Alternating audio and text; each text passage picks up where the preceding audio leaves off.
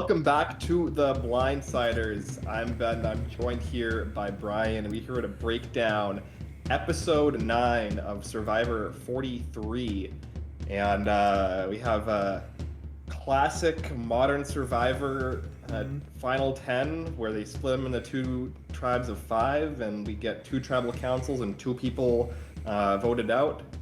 I don't know if maybe I'm just been beaten down by Modern Survivor too much, but I'm like starting a little bit to come around on this twist. I don't love that they're doing it every season, but I used to like viscerally hate it, and like now I'm kind of ambivalent towards it, and I think it's fine. I don't know. What are your thoughts? I definitely think at a certain point where you're like, I guess this is just it. This is just what we're doing. You kind of do like, well, maybe it's not so bad. I think this is the first time ever that one of the tribes broke in not like the majority alliance having control of both, sections, which is usually why this swap sucks. I feel like we've said like it could work in theory, it just never has worked. It finally did work one time. Yeah, I think that might be the reason, right? Is because we see 2 people from the majority alliance, or the so-called majority alliance, coming into this go home, where we had like the 7-3 split at 10, and now we're leaving where it's not even really a 5-3 split. It's probably going to be way more messy. So maybe because the previous like 2 to 3 votes had been kind of boring from a strategic perspective, and now we're kind of going into a final 8 that's kind of a lot messier and more up in the air because of this twist, seemingly. That's probably why I'm like kind of hitting it with the results-oriented vibes. But maybe we're kind of at a point in like the Survivor meta where people are more willing to make moves, kind of. It's almost kind of like counterintuitive, I would think, that people are more willing to make moves at this twist kind of junction than they would if it was like a final 10 or a final 9, because they're kind of less variables at play with fewer people and fewer advantages in theory. Yeah, I mean, I think it was a very like interesting episode. I was a little worried coming into this season that people would be kind of like gun shy to make moves, just because the last 2 seasons we saw like the person who became the biggest threat each round was usually the person who got knocked down in the next round, and I was a little concerned that I know Sammy was talking a big game, but like he did last episode as well, and then he didn't do anything. I was worried that was kind of be his MO almost, like he's going to be the guy in confessionals, the from Big Brother, the Enzo, who in confessionals is talking a huge game and then never does anything in the actual game to back up that talk. Yeah, the Enzo 2.0 in particular. Right. But I mean, you could probably make a similar argument about Enzo 1.0, even though, in terms of like endgame perspective. But it definitely felt like where Sammy was at. And I think that Sammy probably is one of the players that comes into this twist way more comfortable to try to actually make something happen. Whereas last episode, he definitely felt more of like, I'm going to put in like the minimal amount of effort to try to do something, and if like I get any amount of pushback, I'm just gonna fold and not do it at all. So yeah, maybe like Sammy's kind of one of the people who this twist bails out a little bit. Who in like a regular season, if this is a normal 10-9 vote, he probably kind of falls into a bad spot. But here, with the way this twist kind of ends up falling, he's probably in one of the better spots, in my opinion, coming out into this final 8. Yeah, no, I mean, at the time, well, I don't know if we want to get there yet, but at the time when he was talking to Carla, I was like, dude, what are you doing? Like, stop. You're Yeah. gonna mess this all up. But it does seem that Carla was at least open to the idea, or at least like, hey, this is going this way, whether I like it or not. So I'm just gonna get on the bandwagon and figure it out Mm. afterwards, which I appreciate and respect, and I think she's a really good player. We've talked about that a lot, so I appreciate that she did it. But I thought in the moment that he was like ruining everything. Yeah, well, I think it's I guess we could kind of just yada yada over the challenge Yeah, because like challenge, hold like you're lifting weights yeah. up. Very good, very fun. Cody and Carla win, which honestly impressed with Carla. She beasted that out. Hmm. And yeah, not much else for that, right?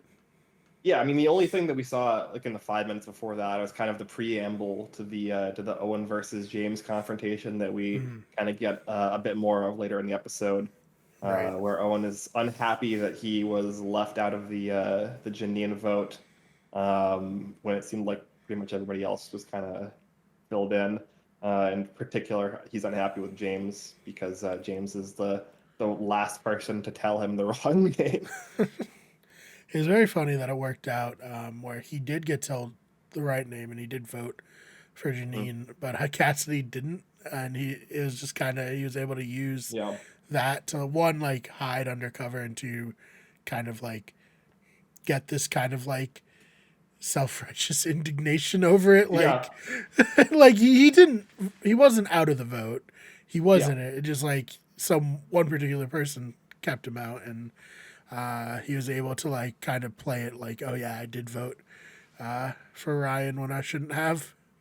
Yeah, we didn't. Did we get an answer for the No. Cassidy vote or not? I think we just have to assume it was probably like a shot in the dark protection kind of situation Yeah, probably. because she didn't seem out of the loop.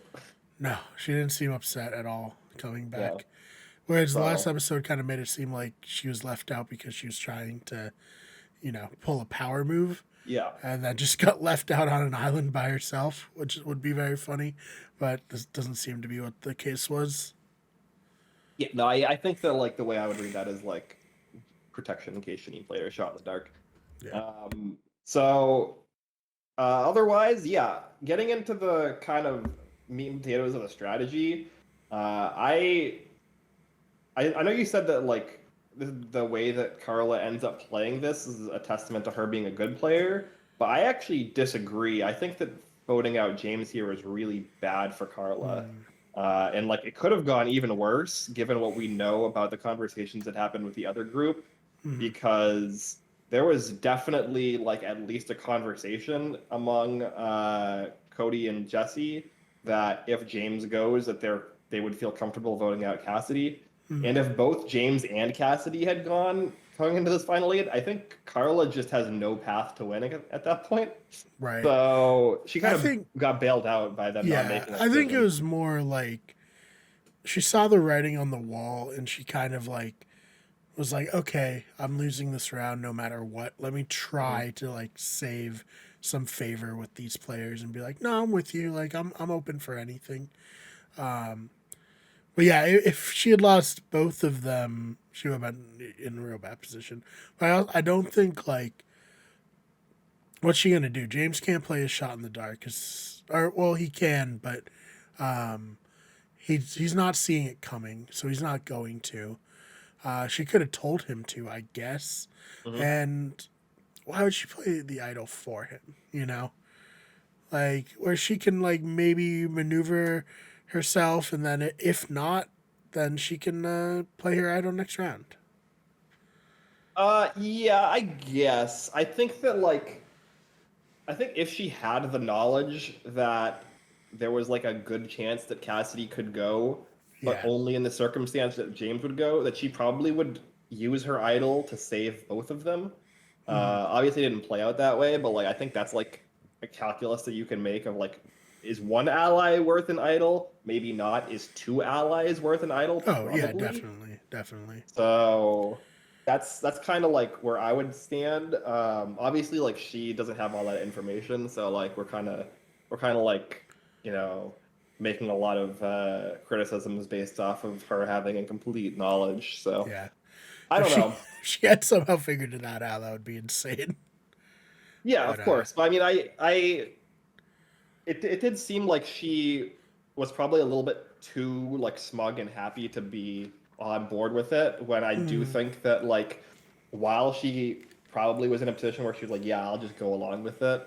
She probably shouldn't be happy that this vote went this way. I don't really know where she goes at this point, honestly. yeah, yeah. I mean, I guess we'll have to see. At least she has Cassidy, right? And at Hmm. least she's on a good enough terms with Sammy. I think Sammy will work with her Hmm. going forward, and I think Sammy has good connections with a lot of people. You know, I mean, Owen probably feels a little indebted to him, just being like, okay, Sammy was like, Sammy and Noelle also, but Noelle was also on the bottom. So like, if she didn't work with Owen, that would have been just incredibly stupid. At least like, Sammy was willing to throw him a life raft when no one else was. Sure. No, I agree with that. I guess this also kind of plays into like her also not having the knowledge that Jesse has two idols, Yeah, that's because not great. the most logical person for her to try to target now at Final 8 into 7 would be Jesse. Mm, And I don't necessarily think that's going to be successful. So, yeah, it's tricky. This could be like kind of a proxy war situation, mm, at least down to like the Final 6, where we have like Carla, who has like Sammy as a loose second, mm, and then you have Jesse, who has Cody as a strong second, kind of like having this war against each other, mm. and seeing who can actually like gather the allies. And it looks like Carla might be able to get more people, but Jesse has two idols to Carla's one, so it's kind of like toss up as to how that'll play. Yeah, as much as like I've said on the show, like I don't see the purpose of like voting someone like Ryan out. He's not like an active participant in the game. I do think that just by eliminating someone who's just like a loyal to the 7 player, it really like breaks the game open Yeah. in a way that if he was there, it's just like one more hurdle to like why would anyone stray from the majority if like 100% Ryan's never gonna flip on you, you know. But he with him going out, this game's wide open to for like anyone. Obviously, like we think we've thought a lot of things before, but we think Carla and Jesse are in the best position to potentially win the game. But like any player can go like pretty far now, I feel like, and I wouldn't be surprised. Yeah, no, I think that like at this point, like we had on the other tribe or on the other group, uh, what would have naturally been like a 4v1 against Gabler, Mm-hmm. was just not that at all, like even for a No, split second. I think a lot of people are just kind of looking at Gabler as a goat probably at this point. that's what I wanted to ask you. Like, do you? He kind of made the pitch like, "Oh, I'm very loyal, and people see that, and they want to like Hmm. work with me." Do you think that's accurate, or do you think it's like kind of what you said, where it's like people want to work with Gabler because they don't necessarily feel threatened by him at all? Yeah, I think it's the latter. Yeah. I think that like he has nobody really. Like Mm-hmm. he's like had been kind of tied to Sammy, and it'll be kind of interesting to see in the next episode where he ends up landing, because he had made this agreement with Jesse and Cody, but Jesse and Cody are probably going to be antagonized by Sammy coming up shortly, so it's Mm-hmm. his actual loyalty will probably end up being tested. And maybe like a Mike sort of way from last season, Mm-hmm. where he says he's loyal, but he pledges his loyalty to too many people that he can't Yep. actually keep his promises, and Yeah. then he pretends like he's still loyal even when he's breaking people's promises. Mm-hmm. Like that's definitely a tact that I could see. Yeah, I could even easier see him losing in the final tribal council, probably worse than Mike. Yeah. I mean, I'm a big Gabler fan and what he brings to the show, so that'd be fun to see him maneuver in Endgame and try to plead his case. It's like if Coach had gotten to the end of Token Jeans, like what would that have been like? He may have won, but like, you know, it would have been Well, an interesting. I think that yeah, I mean, I think that Coach wins against anybody in a at the end of Token Genes except for JT and maybe Taj. Mm, Um, so I don't even know if that's like really good comparison point. yeah, it's fair. Um, so I think that like I think people forget because Coach was such a or not necessarily forget, but like you know overlook the fact that like Coach was very well respected by most of the Token Chains cast at the time of play, Yeah. uh, and like it's kind of like you It's know hard because he's like he's edited so goofy and he said so yeah much goofy shit, and then we do see him lose a season later, so it's kind of yeah like in my mind, I was like, oh, there's no way. And then when I was saying it, I was like, actually, no, he probably does win Token yeah. Cheats. Never mind. Yeah, I think that like Aaron and like maybe Taj were the only people in the cast who really didn't respect Coach to a degree. Mm, Like he gets Brendan's vote, he gets Tyson's vote, he gets JT's vote, he gets Steven's vote, he gets Debbie's vote. Like, yeah. What a yeah, world! What a world that could have been. yeah. I mean, it certainly would have probably changed up the structure of heroes versus villains. Yeah, definitely. Instead of Coach and Tyson, we get Steven and JT coming back with Coach alone on one tribe. Yeah, no, it would have been a very. I don't even know how they. I can't even understand how Token Genes is edited with Coach winning it. Honestly, Yeah. it's kind of a. It's like one of the more drastic changes of how the story gets told that I could possibly think of. Mm-hmm. But regardless, we don't think Gabler will have a coach, turn around here and win, even if he gets to the end, is what we're saying. If that Yeah. wasn't clear to everyone on our see, like Oh, sometimes we need tangent. like Dylan here to not like let us go on our back in our day of Survivor tangents. Well, I mean, Dylan's a big Token Genes and big Coach That's fan, so true. I He think would have been. He would joined have been us. all in. Yeah, he would have been all in on that tangent for sure. Oh Uh, man.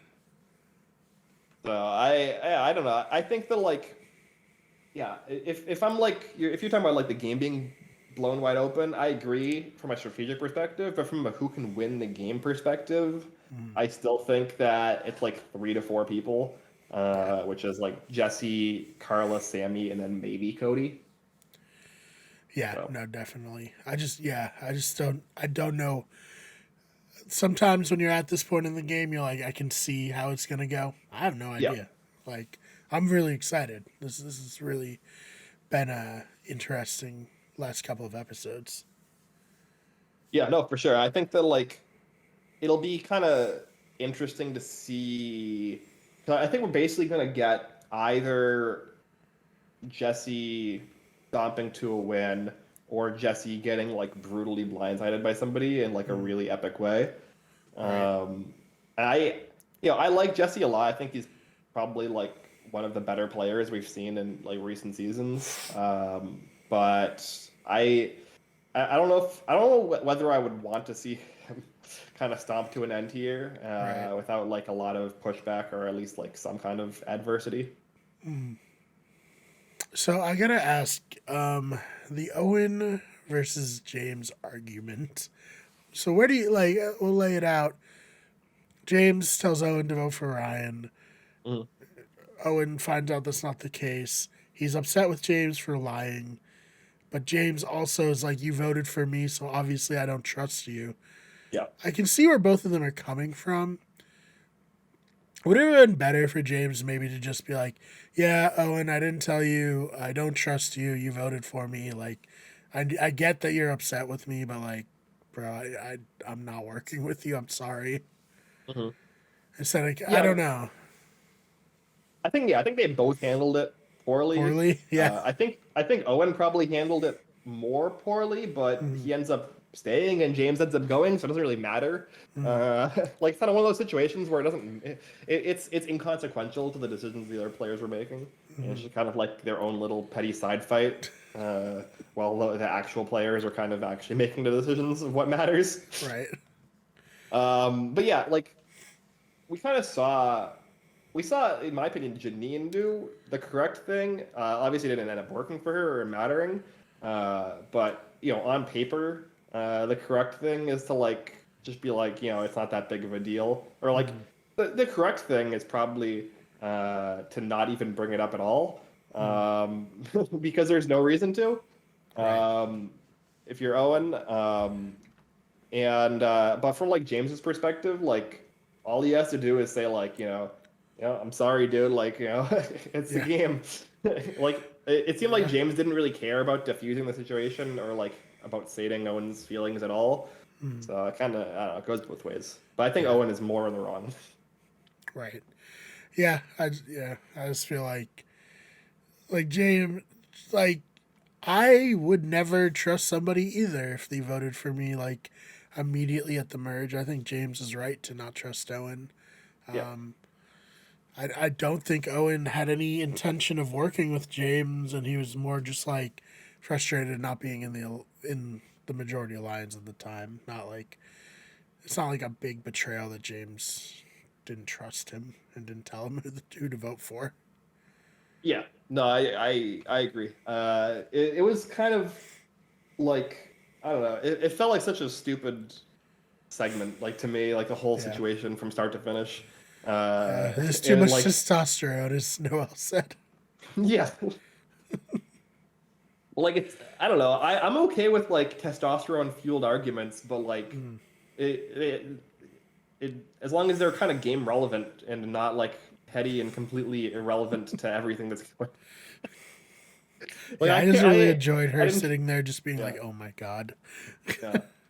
She did the Libra. She pulled the Libra with the papaya there. Anybody want papaya? So Yeah. good. Well, what do you think of her play here to kind of use her advantage to not really like get the person out directly, but more just kind of like smoke screen, like Hmm. to kind of use it in a way to like guarantee the outcome she wanted in a kind of underhanded way. I thought it was a good use of this advantage. What did you think? Yeah, I mean, it was one of the better uses, I would say. Yeah, there's not a It's lot kind of, of yeah, it's low competition, bar, but low bar for sure. Um, I, yeah, I think it's smart, especially when they all basically know that James has the knowledge is power advantage. Like you're basically like the knowledge power advantage, as we talked about, pretty worthless when everyone knows you have it. And as we've yeah, seen with James, he's the fourth person in a row out of four to fail you to correctly use the most overpowered advantage to ever be introduced in Survivor, which is crazy. mm-hmm. Uh, um, and yeah, the way that you neutralize it is by making it impossible to use correctly. Mm-hmm.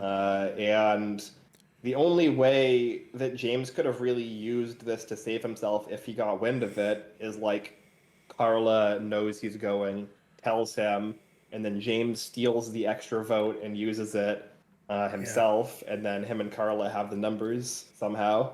Like that's like the worst case scenario. mm-hmm. So yeah, I think like it's not gonna be very useful for Noel going forward, probably. Like it's worthless at a final eight. Like there's no difference between eight versus seven. Uh, and at the final seven, she's probably going to be either in the majority or not. So like, Mm-hmm. there's very few opportunities to use it going down the stretch here. So it's fine. Yeah, right. It's whatever. It's whatever. Yeah. Yeah, it Stephen Fishback being the the bottom of the barrel. Hmm. Hers is probably a little bit above Shen unnecessarily using it and not really accomplishing much with it. Yeah. No, I'd say it's top three uses of a steal, a vote, or an extra vote. I'd say probably by default. You're right. Because Um, it served a purpose. It served the purpose that it was intended to serve. yep, right.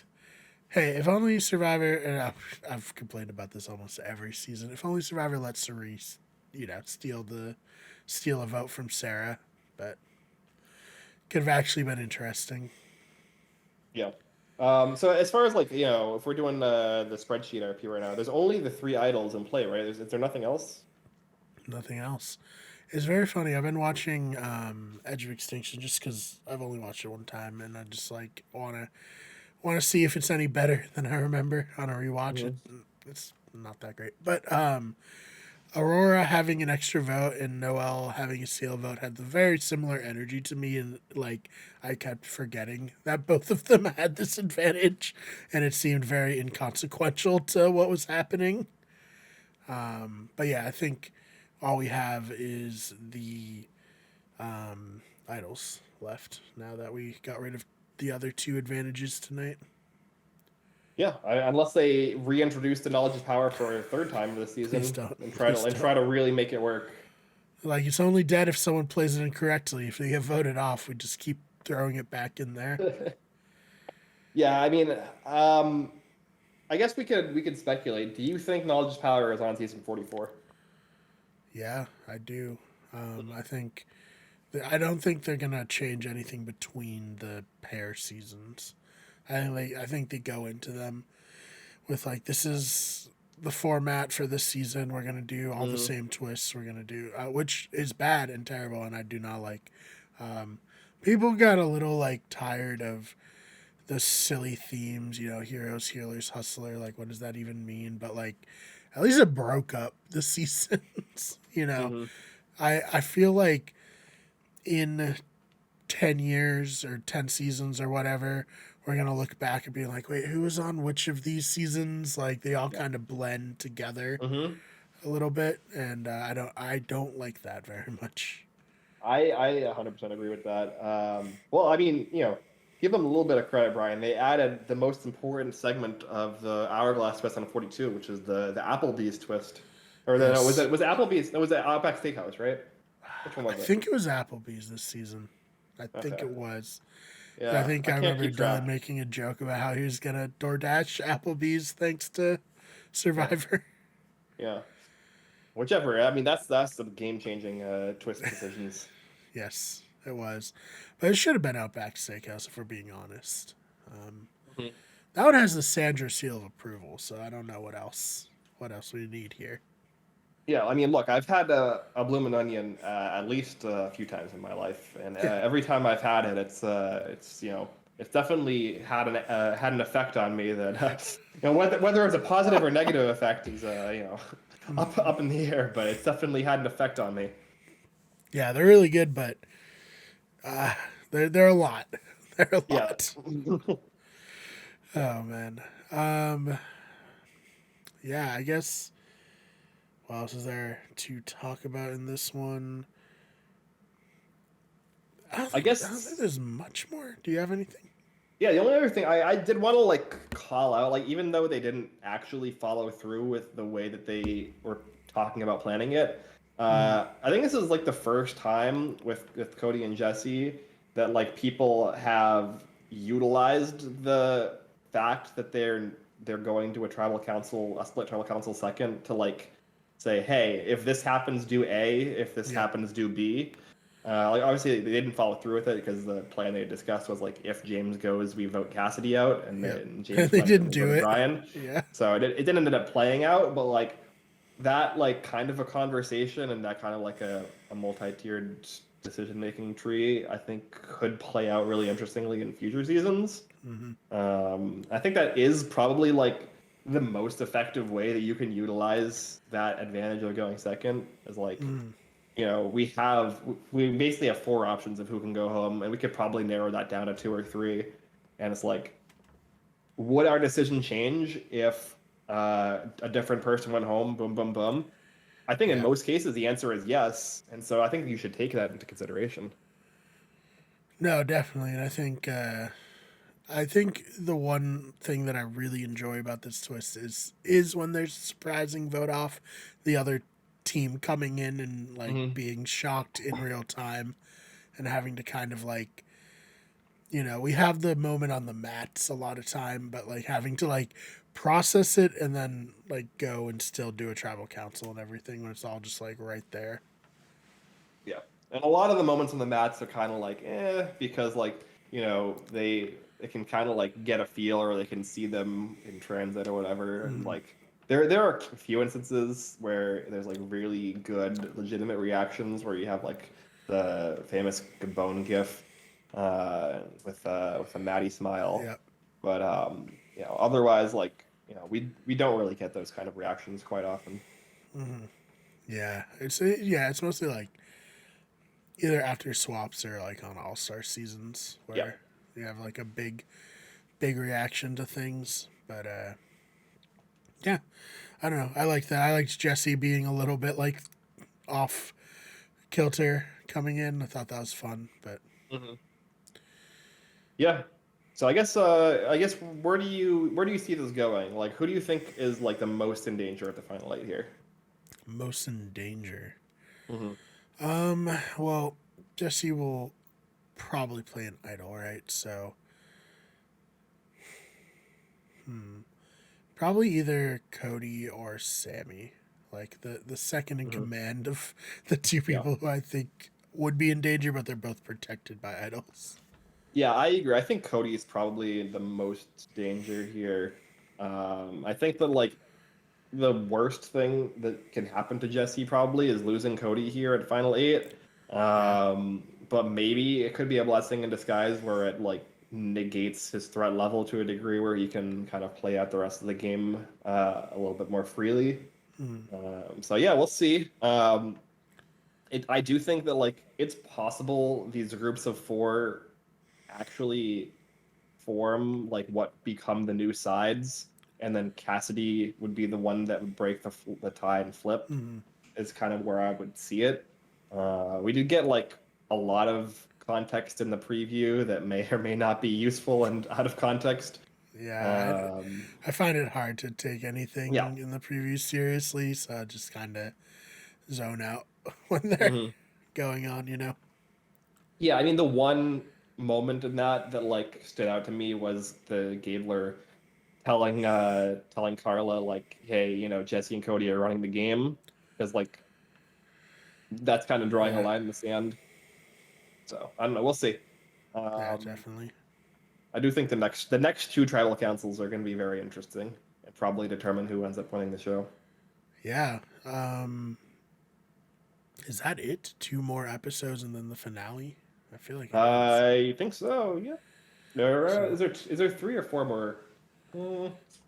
this is episode 9, so there's probably 4 more. I think there's four more. Yeah. Yeah. Well, hold on. Have we been doing final six or final five finales recently? I think we've been doing final Yes. five finales, right? Yeah. Right. Yeah. So we have an 8, a 7, a 6, and then a finale. All right. So it should be fun. Yeah. Should be fun. Anything else you want to talk about here? Dan Lembo from Survivor Nicaragua Oh. passed Hmm. away. So Yep. R.I.P. Great character on that. On what I think is an underrated season. I know people don't love that season. I really do enjoy that season, and I think he added a lot to the entertainment of that season. Yep, I 100% agree. I'm a big Nicaragua defender, and I think he actually passed away in September, but the Yeah, we Survivor just community didn't didn't. hear about it. Yeah, Survivor community is like full of psychos, so usually Yeah. it's pretty on that kind of thing. But Yes. I think he's the third or fourth Survivor contestant this year to have passed away. 'Cause I know Roger Bingham from Amazon also Yeah. recently passed away. Crazy. And Clay passed away from Thailand Hmm. pretty recently too, right? Hmm. Jeez, that's crazy. I mean, we're getting it's 22 years old now, right? It's Yeah. the show is getting up there. No, And the I mean people who are like, older players in the older seasons are old now. yep, 100%. I think that like if anything, statistically, you'd have probably expected more players from previous seasons to pass away. Yeah. But yeah, no, There was definitely. always the joke that BB was dead for like 10 years before he died, but yeah. No, you're right. You would think with all the players they've had so far, there would be more people who've passed away. Yeah, no, but definitely, big fan of like Dan Lembo is like a very unique character. Nicaragua, very unique season. Uh, Mm, yeah, and you wouldn't like. I don't think the producers expected him to go to the top five. I don't no, think that. no way. I don't think anybody coming into watching that season and looking at the cast, probably really expected him to go that deep. And I think like if things bounce a different way, he could have fallen ass backwards into winning that season, frankly, which is insane. So yeah, definitely a loss for the community. Yeah, so thoughts and prayers to his family, obviously. And Mhm. I also never forget him being very upset to have to talk to Rob on Rob Has a Podcast. I hope one day we get to have castaways that upset at us to talk to us. Yep. No, I think he was like in an airport calling in, and like famously asked if it was mandatory. Yes. And then like ended the call pretty quick. And then just exited the Survivor community entirely. Just never is, heard from again. Pretty Giga Chad, Yeah, king shit. Like, straight up. Oh, man. Do you have anything you want to plug before we get on out of here? No, I mean, just follow me on Twitter at Ben Sharon. I haven't been tweeting recently. Twitter is kind of a shit show right now. I don't expect it to get better, so we'll just follow me on Twitter for as long as I'm there. Yeah, you can follow me on Twitter also at the Fake BMR. This is BMARR. Channel is on Twitter at WG Everything, Instagram Wicked Everything, Twitch at twitch.tv/Wicked Good Everything, and on TikTok search Wicked Good Everything. Yeah, thanks for listening, everybody.